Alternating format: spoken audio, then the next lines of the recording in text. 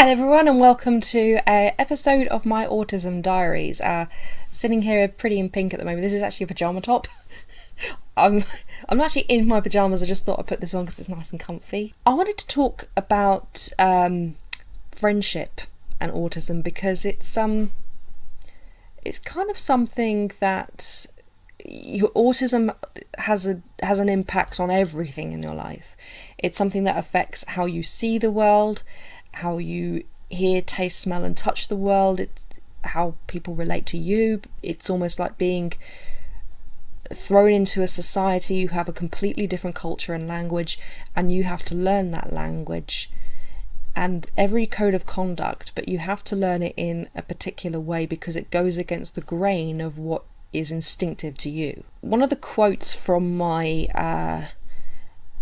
diagnostic papers said, I still don't know what I'm doing to drive people away. And another is, I do not have a password to the code of conduct that everyone is logged onto. People seem to be in a kind of network and you're trying to figure it out from like a code breaker's point of view. You may be able to do it eventually, but you learn it in a sort of as an applied science, not instinctively.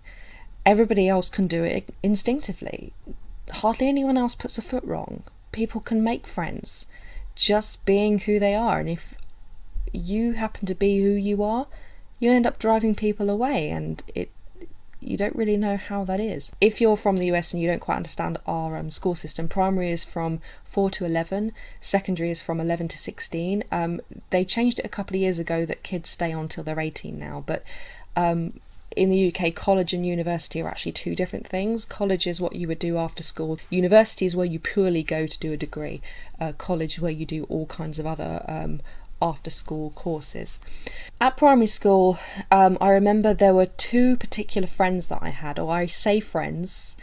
It was always a triangle between me and them, and the amount of times the dinner ladies had their fill of me going, so and so and so and so won't make friends, or they had enough of me moaning that they wouldn't let me play or whichever, and then one day one would go off with me, another one they would leave me and go off with the other. I kind of went through different friends, and then after a while they just sort of just ended, and that's the way it's been all the way through my life.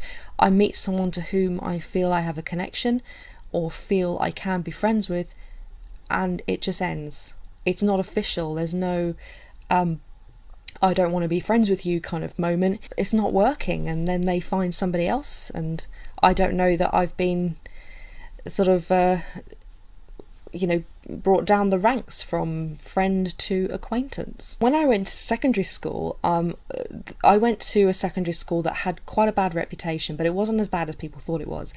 One of the reasons I went there was because nobody from my primary school was going there, so I thought, well, the rumours that went round about me at primary school, the things that people used to tease me about, won't be repeated. I was right for a few months, but then somebody from my primary school changed his secondary school and then came to the secondary school I was at, and he started all the rumours again and got about half the school onto me. You weren't supposed to grass people up, but I had to, because otherwise he wouldn't have left me alone, and he was given a warning to leave me alone, and it worked. I still couldn't really gain any friends, and I used to get picked on and bullied a lot. I had things thrown at me in a classroom. I had people take my things, and I used to say, I just don't quite know how to handle it, and people used to tell me to ignore it.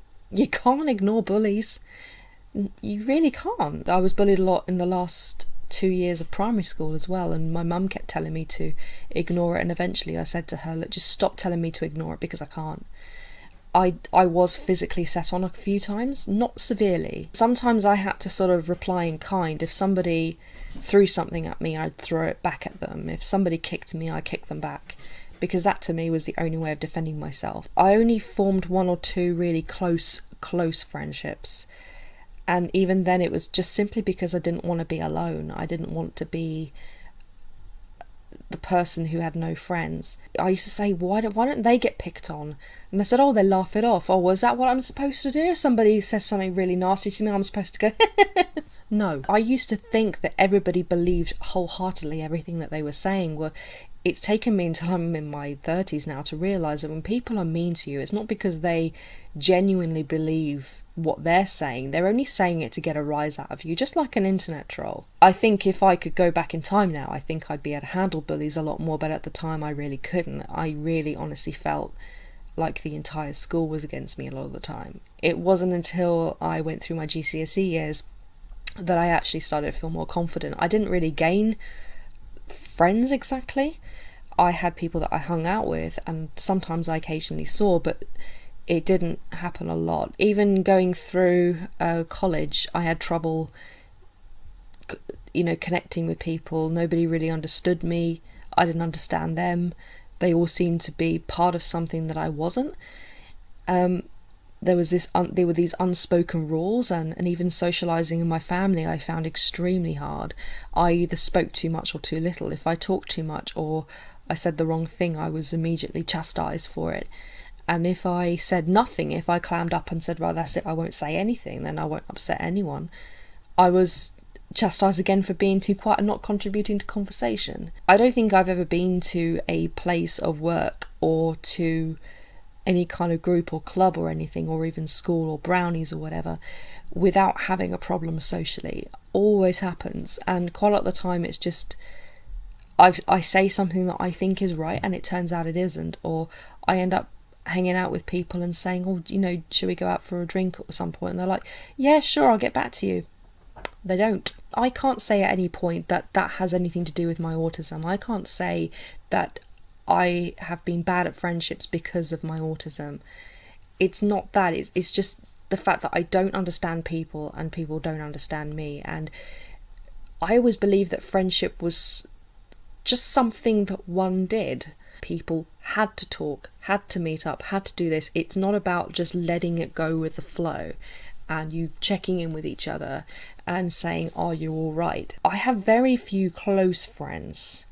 I have very few people in my life who I can actually say are really, really close friends. Like my wife is my best friend. But she finds me quite frustrating at times because of how I interpret things literally, how I don't quite understand certain things, and that can be frustrating. And I can understand why it can be frustrating, because for me the neurotypical world is frustrating, and I don't really understand why people can just go with it. And there's me thinking I still, even at the age of 34, don't have the whole friendship thing sussed out yet. I was 18 and I started going to the local gay bar. I went there for around 5 years on and off, but I never really met anyone that I cemented a friendship with. And if I did, people would not want to talk to me after a while. I have to say, the people that I'm closer to, I don't see very often, and I think if I were to see them more often, they probably wouldn't want to be friends, because I can be quite exhausting. Try too hard, I think, maybe. I'm a bit too intense. I try and get a close friendship going and it doesn't always work. I'm very rarely asked out by people at work. I've seen people at work go out in groups together and I've not even been invited. And for a long time it didn't bother me, but after a while in certain situations it did bother me. I would love to be able to be a natural at friendship. I'm just not. If anyone can tell me the secret to friendship, not using the algorithm that Sheldon Cooper came up with on Big Bang Theory, that to me is again very systematic and a very rigorous way of doing it, then please let me know if there is some secret way of doing it. If there isn't, I have to say I'm the sort of person that I think many people wouldn't want to form a friendship with, because I talk too much and I don't like to gossip. I don't bitch about people. I don't give a damn who's divorcing who, and I don't care about things like who said this to whom and whose boyfriend is doing that. I like to talk about scientific things. I like to talk about technical and political issues and really deep emotional stuff. And sometimes I think maybe that's probably the problem. I don't want to know what's up.